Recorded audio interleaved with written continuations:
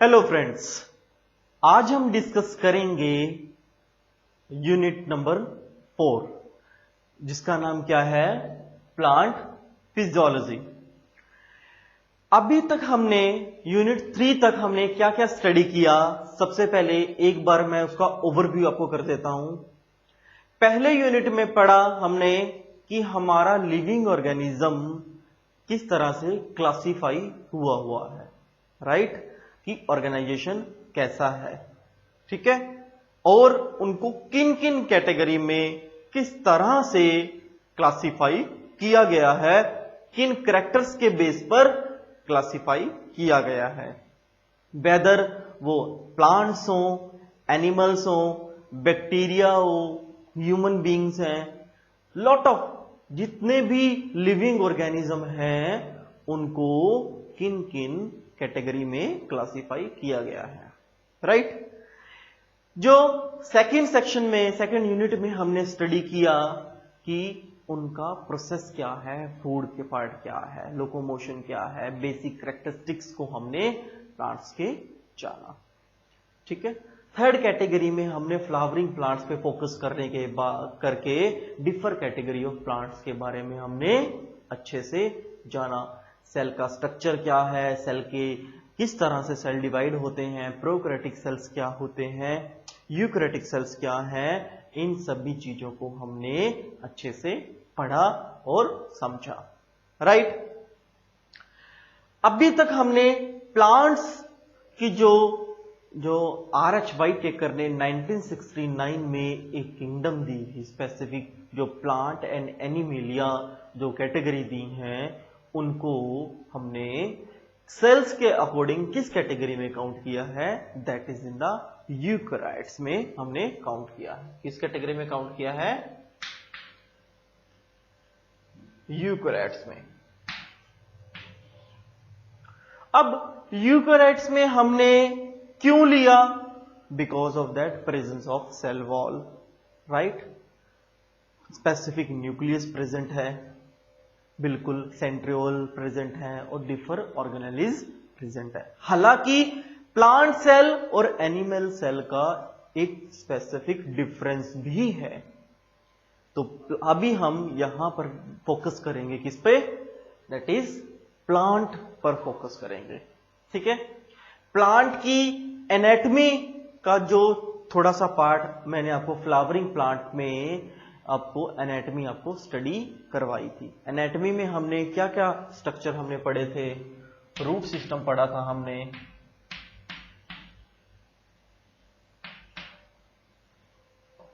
और दूसरा हमने क्या पढ़ा था? Shoot system. तो रूट सिस्टम में हमने क्या क्या स्टडी किया था? रूट सिस्टम में बेसिक हमने 3 टाइप्स ऑफ रूट के जो डिफरेंट पार्ट हैं 3, प्राइमरी, सेकेंडरी और टर्जरी रूट्स के बारे में हमने स्टडी किया था। प्राइमरी,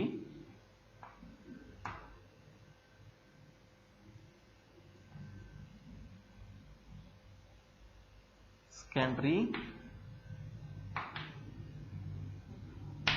और टर्जरी रूट सिस्टम के बारे में हमने स्टडी किया है, राइट?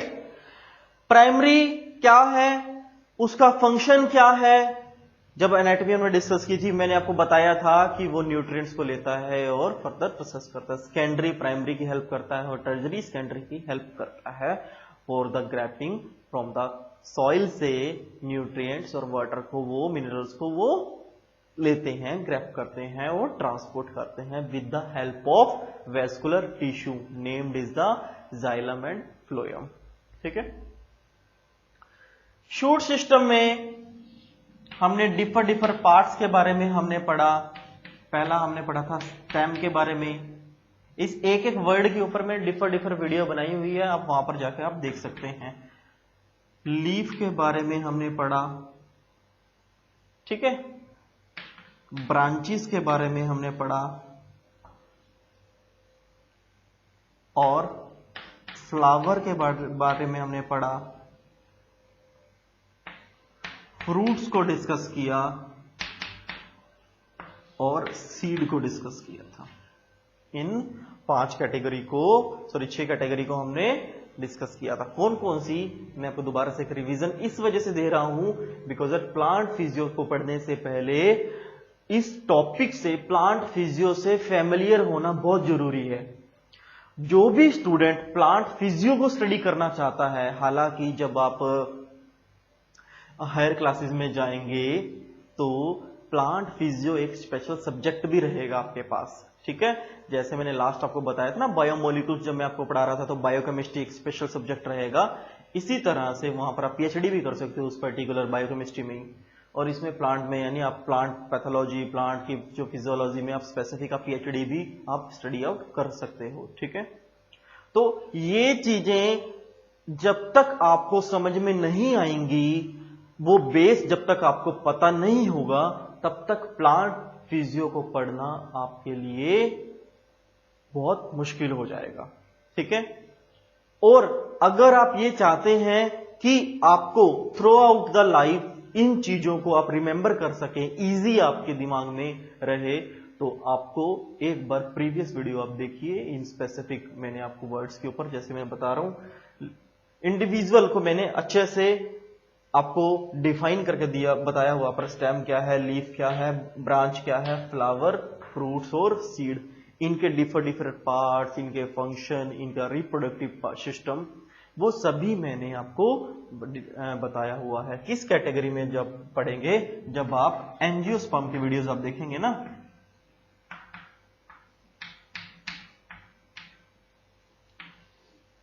तब आपको एंजियोस्पर्म में सारे पार्ट्स आगे फर्दर आपको नजर आ जाएंगे, मैंने वहां पर क्या क्या बताया हुआ है। रूट सिस्टम को डिटेल में पढ़ाया हुआ है, रूट सिस्टम बहुत अच्छे से पढ़ाया हुआ है वहां पर, स्टेम भी, लीफ भी, ब्रांच को मैंने थोड़ा शॉर्ट में बताया हुआ है, सिर्फ कुछ एक डेफिनेशन, मतलब 15 मिनट का होगा वो, और फ्लावर को बहुत डिटेल में पढ़ाया हुआ है, फ्रूट और सीड को एक ही वीडियो में कॉम्बिनेशन करके मैंने पढ़ाया हुआ है, विद डायग्राम भी है उसमें, ठीक है। जहां पर मैंने आपको एक कोकोनट का डायग्राम लेके, और फ्रूट के केस में मैंने मैंगो का फ्लावर लेके, वहां पर मैंगो फ्रूट लेके वहां पर आपको वो समझाया हुआ है, ठीक है। तो एंजियोस्पर्म्स में आप फर्दर आप इसको आप स्टडी कर सकते हैं। अब यहां पर यूनिट 4 की जब बात करते हैं तो यूनिट 4 में हम डिस्कस करते हैं प्लांट का फिजियोलॉजी। ये तो थी क्या, ये जो पार्ट था एनाटॉमी,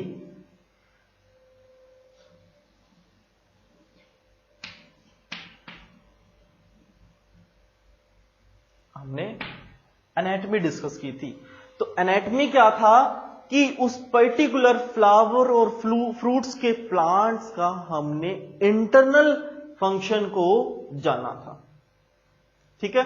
हमने ये कहा था कि जैसे मैं एक एग्जांपल से आपको बताता हूं कि मैंने वहां पर ये बोला कि जाइलम है जो वो रूट से क्या कर रहा है कि न्यूट्रिएंट्स को लेने के बाद ट्रांसपोर्ट कर रहा है टू द स्टेम, और आगे भी जहां पर भी ट्रांसपोर्टेशन हो रहा है फूड का या फिर न्यूट्रिएंट्स का, वाटर का ट्रांसपोर्टेशन हो रहा है। लेकिन प्लांट फिजियोलॉजी में वो ट्रांसपोर्टेशन किस लिए हो रहा है, उसको कौन कर रहा है, किसकी हेल्प से कर रहा है, और उसमें किस तरह की एनर्जी का इस्तेमाल हो रहा है, वो सारा कुछ हम डिटेल में डिस्कस करेंगे, ठीक है।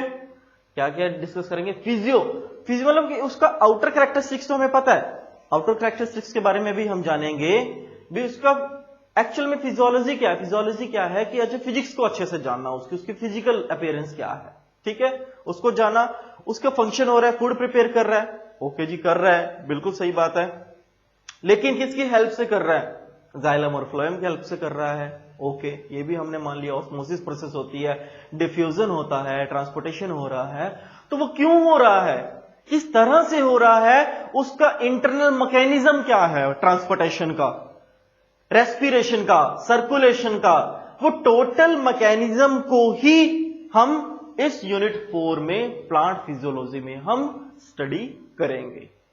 क्या स्टडी करेंगे हम प्लांट फिजियो में, इंटरनल जो फंक्शन है, ठीक है, उसके टोटल डिटेल मैकेनिज्म को हम डिस्कस करेंगे प्लांट फिजियोलॉजी में, राइट।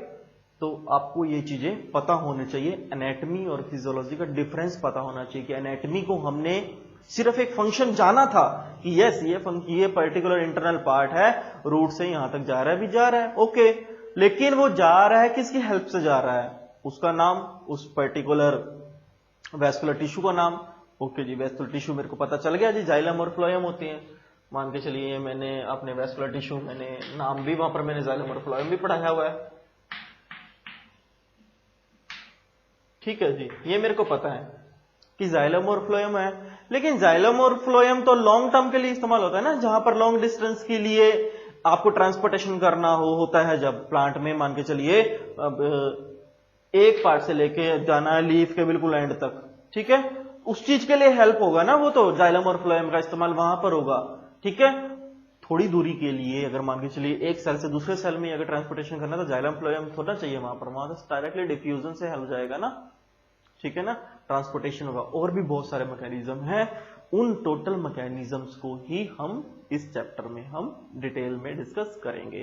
रेस्पिरेशन, अब मान के चलिए फोटोसिंथेसिस प्रोसेस होती है, अब फोटोसिंथेसिस तो सीधा सीधा मैंने आपको वहां पर उस वक्त बता दिया था कि हाँ जी, कार्बन डाइऑक्साइड होता है, फूड न्यूट्रिएंट्स आते हैं, with the help of the sunlight photosynthesis हो गया, हाँ जी हो गया जी फोटोसिंथेसिस। देखिए अब फोटोसिंथेसिस में भी आगे बहुत डीप है, फोटोसिंथेसिस एक बहुत बड़ा टॉपिक है जिसमें हम डिस्कस करते हैं, उसमें लाइट रिएक्शन क्या है, डार्क रिएक्शन क्या है, C14 साइकिल क्या है, C4 साइकिल क्या है, पाथवेज क्या है, वो टोटल मैकेनिज्म को हम डिस्कस करेंगे, ठीक है। तो इस प्लांट फिजियोलॉजी का जो यूनिट नंबर 4 है, इसमें हम 4 चैप्टर्स को डिस्कस करेंगे। कितने चैप्टर डिस्कस करेंगे?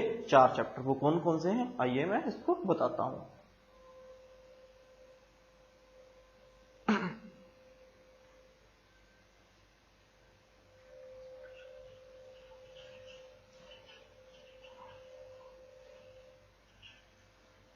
एक एक करके मैं चारों चैप्टर्स के नाम भी लिखूंगा और उन चैप्टर्स के अंडर हम क्या क्या स्टडी करेंगे उसको भी मैं डिटेल में आपको बताऊंगा, ठीक है। बिकॉज ऑफ दैट ये इंट्रोडक्शन पार्ट यूनिट 4 का देना बहुत जरूरी है। बिकॉज ऑफ दैट कभी भी हम किसी से मिलते हैं तो हम सबसे पहले क्या पूछते हैं? उसका इंट्रोडक्शन पूछते हैं ना।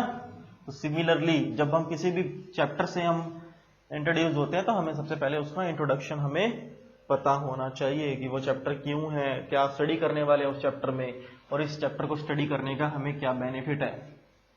तो वो चीजें हमें पता होनी जरूरी है। तो आइए, जो प्लांट फिजियो के अंडर हम जो पहला जो चैप्टर पढ़ेंगे दैट इज द फर्स्ट है transportation in plants.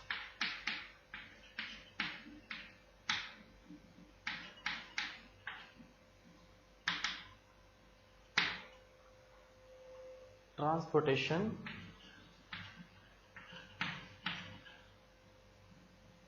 In plants, ठीक है। सेकंड चैप्टर पढ़ेंगे mineral and nutrition, right. Third chapter पढ़ेंगे हम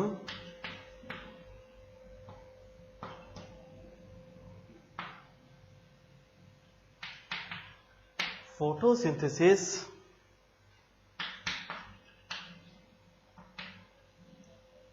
इन हायर प्लांट्स। थर्ड चैप्टर कौन सा है? Photosynthesis in higher plants. और फोर्थ और लास्ट चैप्टर जो प्लांट फिजियो में हम स्टडी करेंगे that is plant growth and development।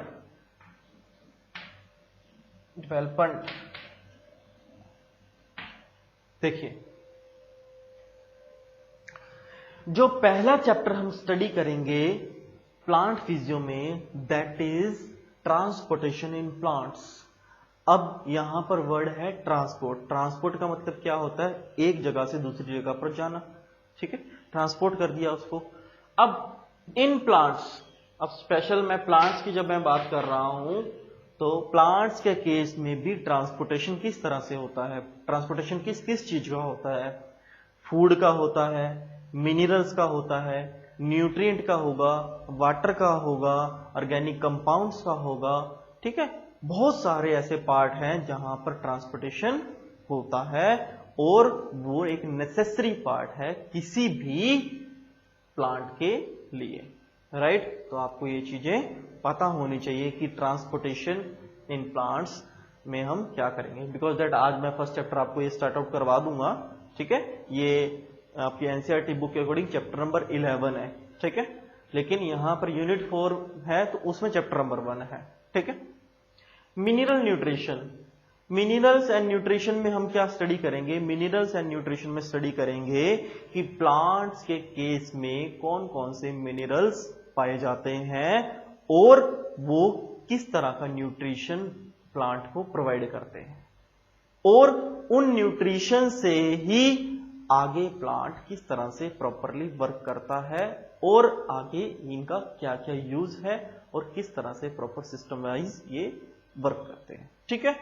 और जो न्यूट्रिशनल वैल्यू क्या है मिनरल्स की, उसका भी हम बताएंगे।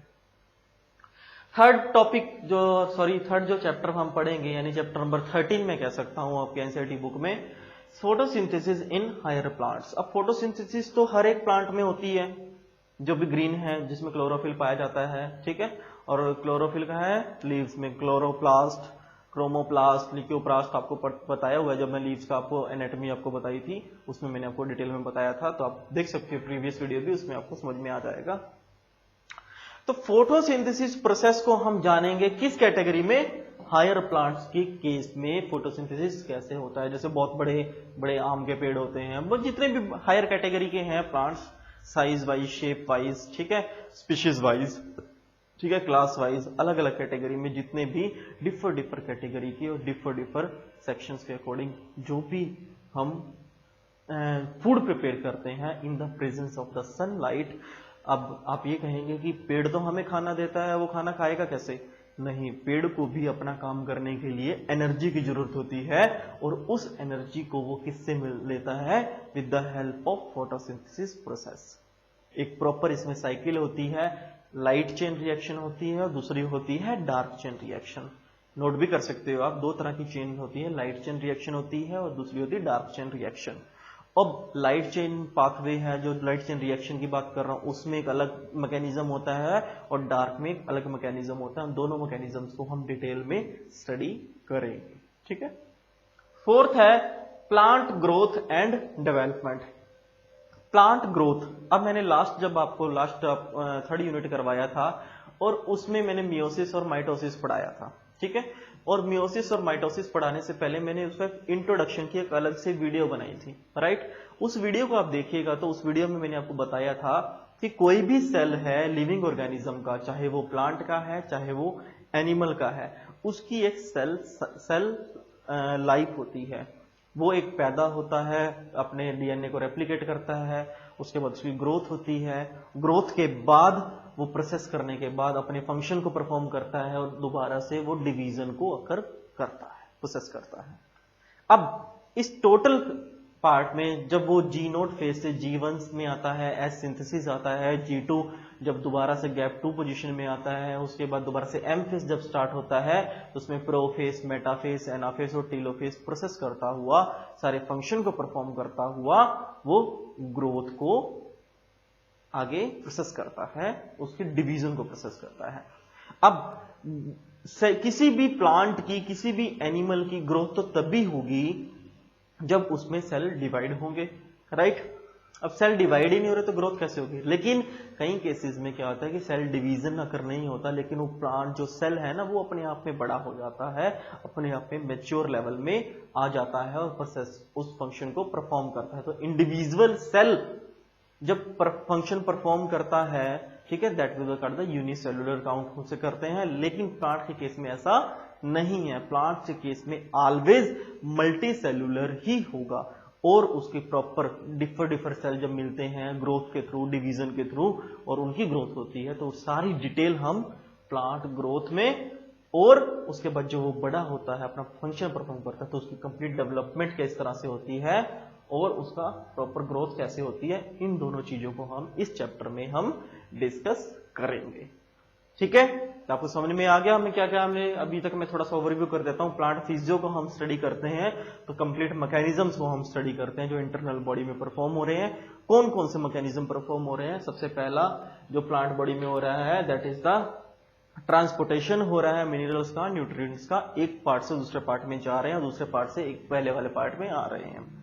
तो एक्सचेंज ऑफ गैसेज या सारा कुछ, डिफ्यूजन, ट्रांसपोर्टेशन, सब कुछ हम किसमें पढ़ेंगे? इसमें ट्रांसपोर्टेशन इन प्लांट्स में हम स्टडी करेंगे। दूसरा पार्ट हम पढ़ेंगे मिनरल्स और न्यूट्रिशन का। न्यूट्रिशन जो वैल्यू है उसको हम जानेंगे, मिनरल्स की क्या है प्लांट्स के केस में।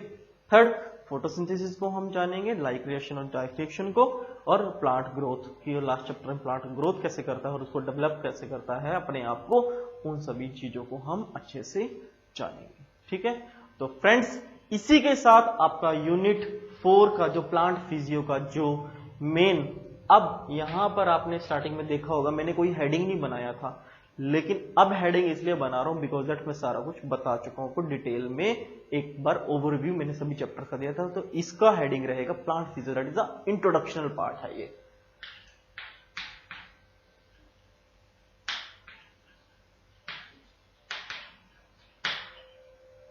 प्लांट फिजियो का जो मैंने इंट्रोडक्शनल पार्ट है वो आपको इस वीडियो में आपको क्लियर कर दिया है। अब नेक्स्ट वीडियो में मैं आपको चैप्टर नंबर जो 11 है आपकी एनसीईआरटी बुक का, that is the transportation in plants, वो मैं आपको स्टडी करवाऊंगा। साथ ही मैं आपको कहना चाहूंगा फ्रेंड्स, जो हमारा यूट्यूब चैनल है that is professor D Arvic, prof.d.arvic, आप देखेंगे, आप गूगल पे आप यूट्यूब पे आप सर्च करेंगे तो आपको चैनल आपके सामने आ जाएगा। ज्यादा से ज्यादा सब्सक्राइब करिए, शेयर करिए अपने फ्रेंड्स के साथ, सीनियर्स के साथ और जूनियर्स के साथ। और जो भी एजुकेटर है, जो भी अपने घर बैठे अपनी एजुकेशन लेना चाहता है, अपनी नॉलेज को एनहांस करना चाहता है, यहाँ पर वो अपने इस चैनल को सब्सक्राइब करके नॉलेज को ले सकता है। इस चैनल में आपको 9th, 10th, 11th और +2 की दोनों आपको physics, chemistry, mathematics and biology की स्पेशली एनसीईआरटी बेस्ड सभी वीडियोस अवेलेबल हो जाएंगी, राइट। तो आप इस चैनल पे जाके सब्सक्राइब करके और अपने करियर को एनहांस कर सकते हैं। Thank you so much, good luck.